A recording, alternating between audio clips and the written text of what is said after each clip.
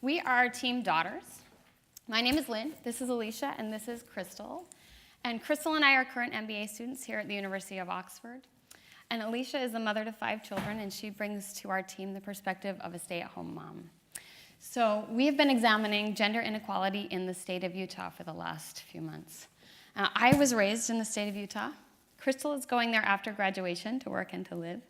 And Alicia's lived there at various times in her life and was educated there. So we have a lot of connections in this state. So what is Utah? Utah is, can't see our map of Utah very well, but Utah is a state located in the Rocky Mountain Western region of the United States. It's known for its stunning landscapes, for its outdoor life, and it's increasingly becoming known as a tech hub, dubbed the Silicon Slopes. It is also well known for its predominant religion, the Church of Jesus Christ of Latter-day Saints, commonly referred to as the Mormon Church. Now, we have a lot of connections, like we said, to Utah. We are all members of the Mormon faith, and we recognize that there's a team here from Utah that's looking at environmental issues there. So we are excited that so much attention is being paid to this great state, which we love. But recently there's been some troubling statistics coming out of the state of Utah, specifically around gender, that have us troubled and concerned. In every major publication of the last 5 years that looks at gender equality across US states, Utah ranks last or nearly last. This is just a small sample of the publications that rank Utah 50th among 50 states.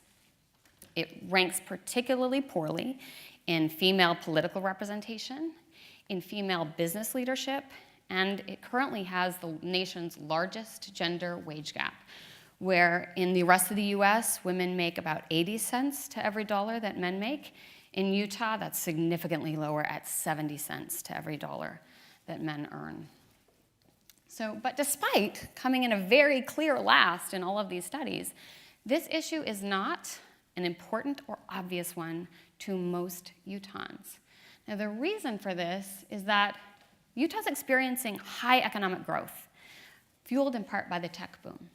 And it also has a low cost of living, and that paired with its outdoor life means that the people there rank as generally happy living there. And when women are looked at in absolute terms, not in comparison to men, their socioeconomic well-being is about on par with national averages. So if women are generally happy and economically they're doing okay, is there really anything to be concerned about here? Yes. Absolutely there is. What the rankings and the statistics are showing us is that women lack equal access to institutions of power, economic systems, and political systems.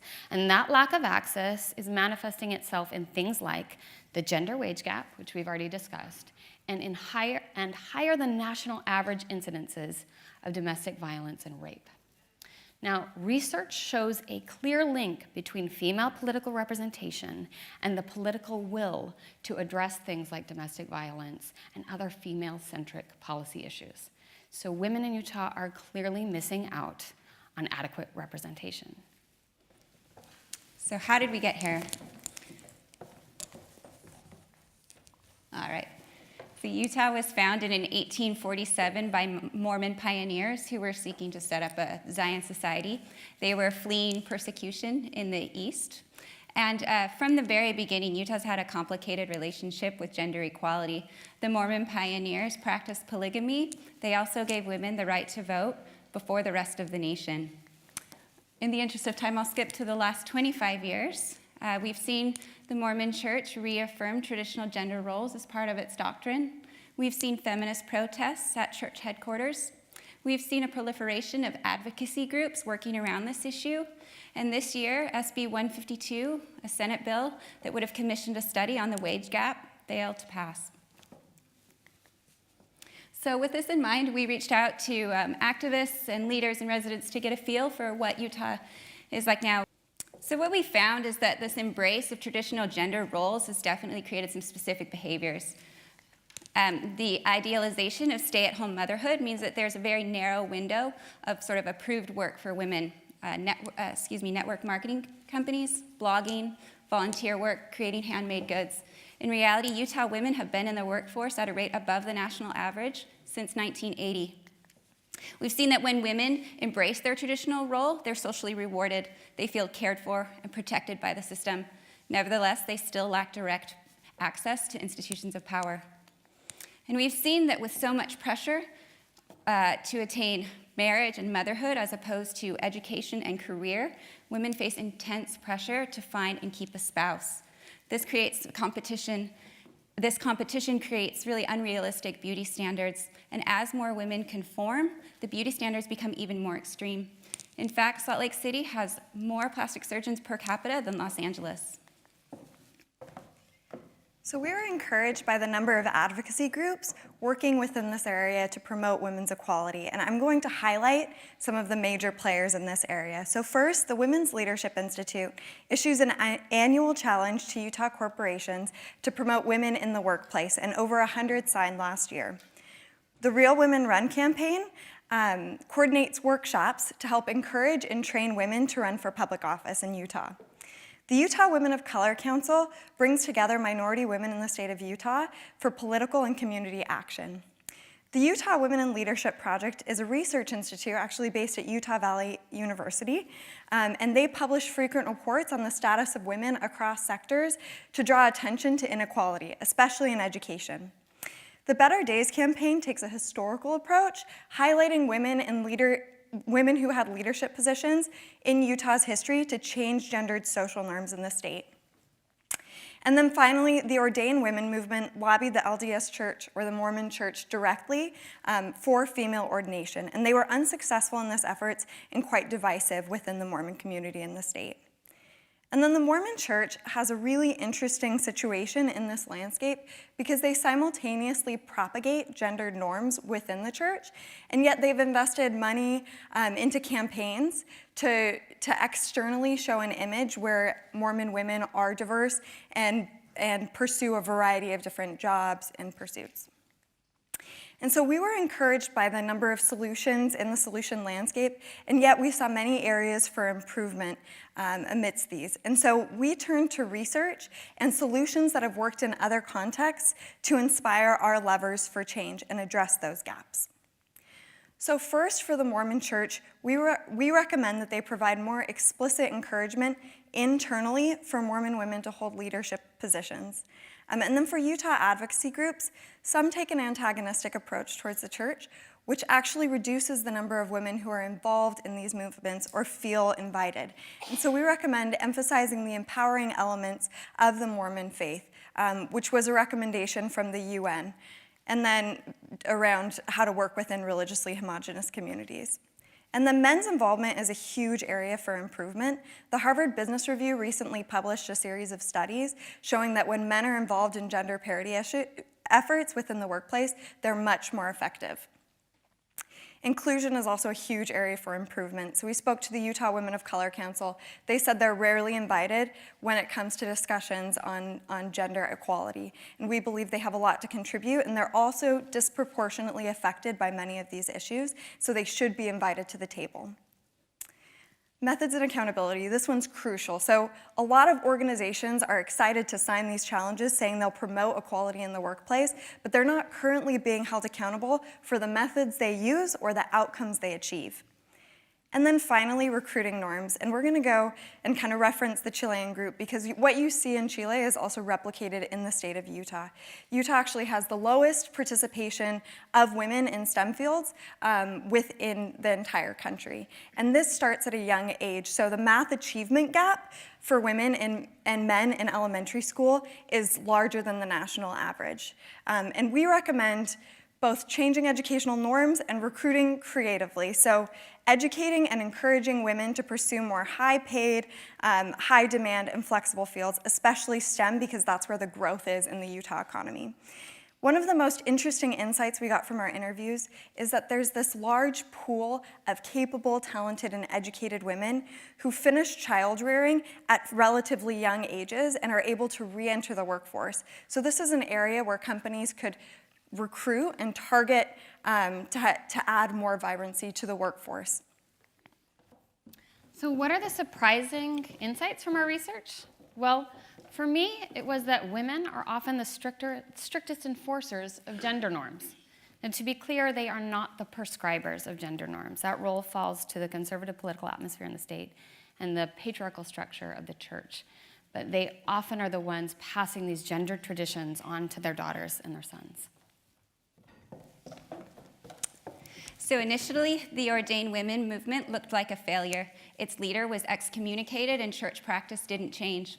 In a surprise to me, the moderate feminists that we interviewed, although opposed to ordained women's goals, nevertheless credited that organization with paving a way for a more moderate discussion to start. And then finally, some of the symptoms of the issue itself, so the large participation of women in informal work opportunities, is also evidence of the great energy and talent of women in the state. And so we hope to help encourage women to see beyond the false dichotomy of motherhood or public ambition to more fully embrace their potential, and for the state of Utah to more benefit from their talent. So why does this all matter? It seems a bit silly to have to justify the need for equality, but that is exactly the precarious position we find ourselves in Utah, needing to convince people there that measurable equality matters. But it does matter. It matters because in the long term, Utah risks social and economic obsolescence if it does not get a handle on its gaping inequality problem, especially as the rest of the nation finally begins to prioritize this issue. It matters because it's a human rights issue.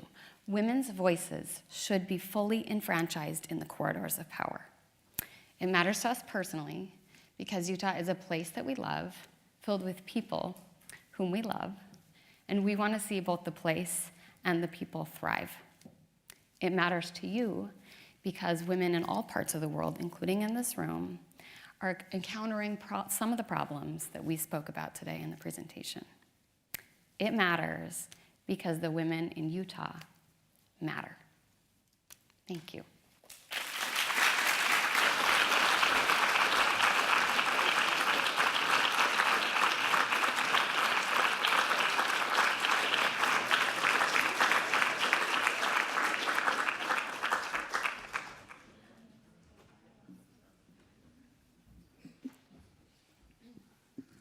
Yeah, that's going to be hard afterwards. You mentioned that one of the potential levers of change is the church. Have you looked at change efforts in other religious communities in other contexts to see how that might actually happen? Yes, we have. Crystal, you want to? Yeah, so we did look at comparables and looked for more kind of geographic comparables, and we found a couple different areas which were similar to Utah in that they have a lot of, they're very religiously homogenous. So we looked at Israel and saw that they've had success in political efforts to actually match budgetary items with how they promote women. But we also sent an email to the church to get their perspective on the issue and got some of their feedback. And when we spoke to several of the female advocates for gender equality in the state, what they said is they have been reached out to by the church for their opinions. And so we believe that there is feedback going on between the Mormon church and some of these advocacy groups and some collaboration there. Yeah, so, and the other study we cited was from the UN Forum, which was people who've worked in religiously homogenous communities and ways that they've found success in advocating for more gender equality. And the big takeaway from that was that by emphasizing empowering elements of the religion rather than taking an antagonistic approach, advocacy groups within those environments are much more effective and also much more able to collaborate with the dominant religion. And to add to that, even though we believe that internally the church is discussing it and looking at it, it's very opaque. It's hard to know what the church is doing.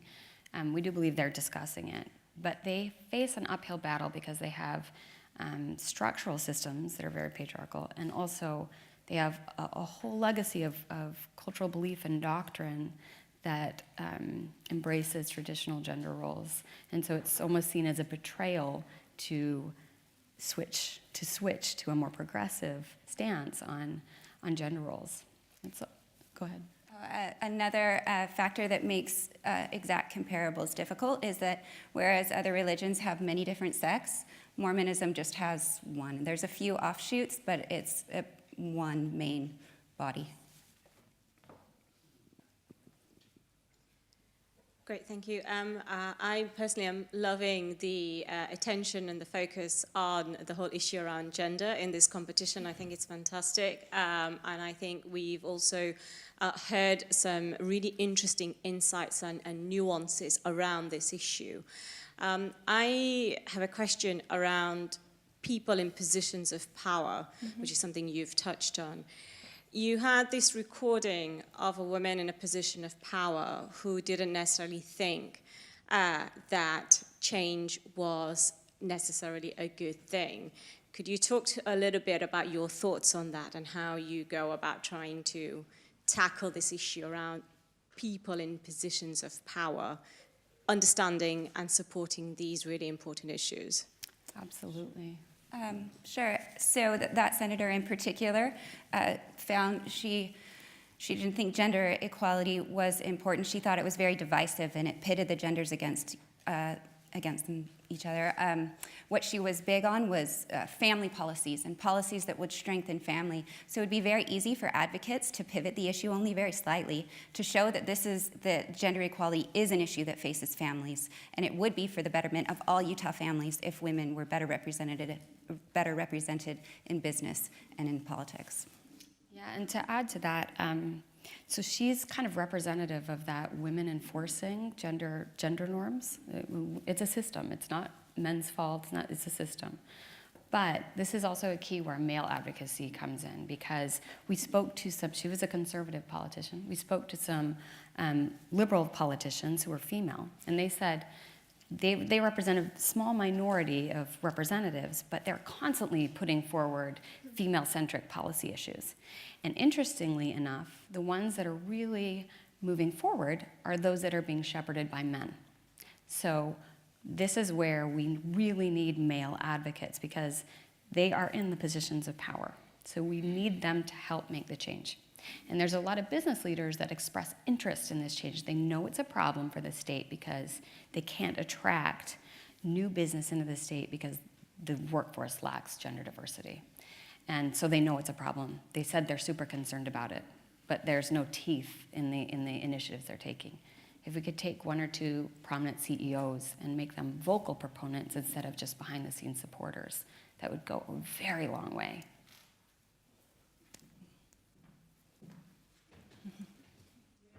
Great, no, that's great. Thank you very much. Thank you.